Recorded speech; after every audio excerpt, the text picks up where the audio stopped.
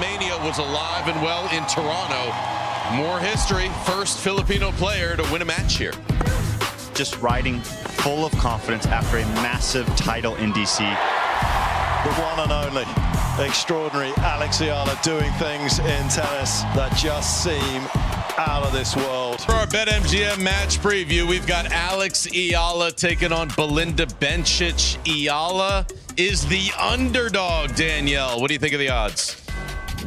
Well, I think with the Canadian support, I'm sorry, not the Canadian support, the Filipino support, I think Alex Eala is going to have the upper hand in this. Stevie? I'm interested to see how her ankle turns up. She had a little bit of an issue against Katie McNally in her last match. So how does it feel the next day? A little time off. So I'm taking Bencic in this one. Bencic won the title in her debut in 2015. 14-4 on hard court this season. What challenges will she present, Eala, Danielle? Well, I think with Bencic's mental resilience, I think if anyone's going to take down Eala, it could be Bencic. I think her ability to fight through a lot of the distractions that might happen in the match with the crowd, and I think her ability to hug the baseline and take time away from Eala and not give her a lot of room to breathe, I think that could be really challenging as well. Eala on that 7-match win streak has the second most wins on tour since the start of the grass court season. They both like to take the ball early, but I don't know if anyone does it better on tour than Belinda Bencic, Stevie. No, she owns that baseline. So this is going to be an interesting matchup because, sometimes it is difficult for the players to really attack the Eala second serve. It's lefty, comes in with that tough spin, but Bencic, the way she has gone about her business, I think she's going to win a lot of those points today and do it in emphatic fashion. Tough to bet against Alex Eala, but Belinda Bencic is the favorite in this one. All right, let's check in Toronto.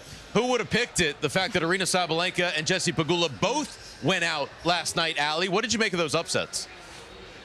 Yeah, I was definitely surprised by both of them. I think Jess a little bit less surprising, just given the fact that she was coming off her final in DC and also playing a very similar opponent that she lost to in that final, a lefty, able to take the ball early. And I think at the end of the day, Jess Pegula was just so tired. We saw a lot of unforced errors from her racket. So that one for me, I think Jess just needs to take a couple days off, relax, get back to it in a few days. Nosy, you can correct me if I'm wrong. You definitely have the inside scoop on that one.